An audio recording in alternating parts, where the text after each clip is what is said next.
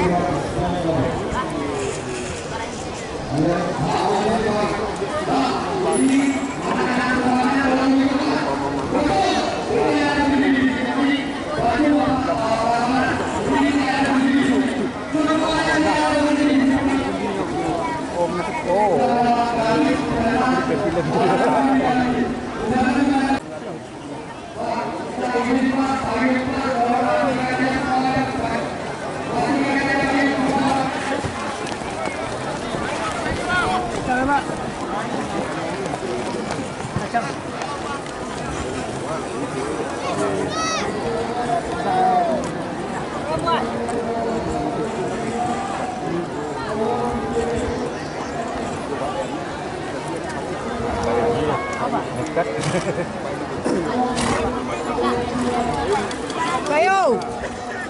Ayo.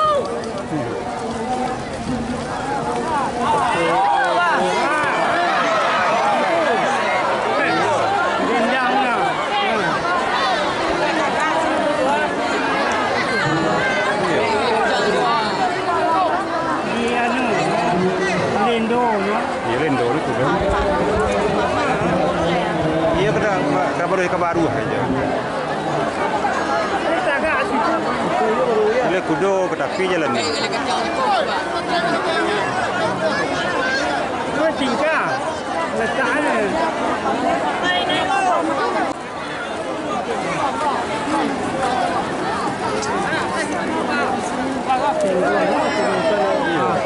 Ambil ni kalau tak ikut.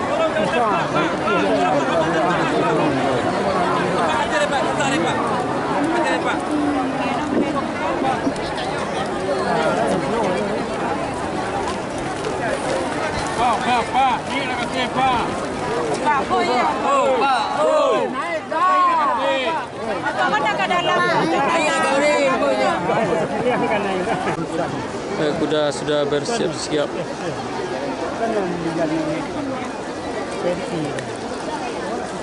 Inilah race yang ke-9, ikuti sebanyak 7 ekor kuda. 1 Anugerah Sejati, 2 Trudy, 3 Baku Sapa, 4 Maximus, 5 Kanayo Navajo, 6 Kalupa Rian, dan yang ke-7 Kitara Chelsea.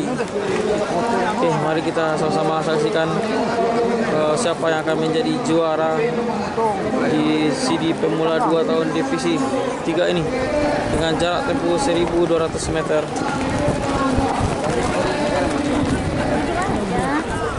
kibar tandanya race akan dimulai. Bersiap semuanya.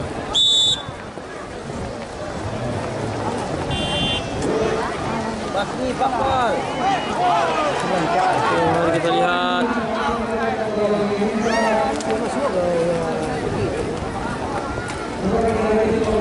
Persiapan sudah dilepas.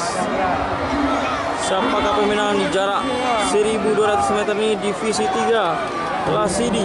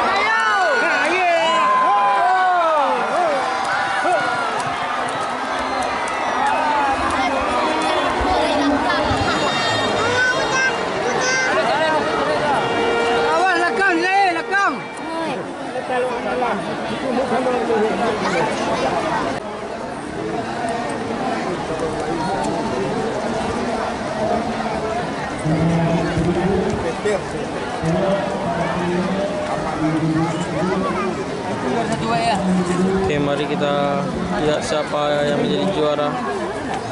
Yang nomor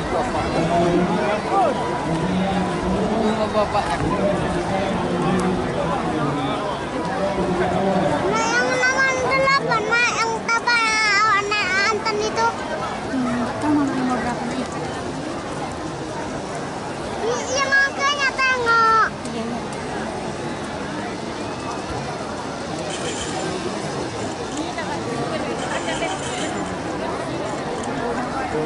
Oke, juara 1 berhasil Baku Sapa.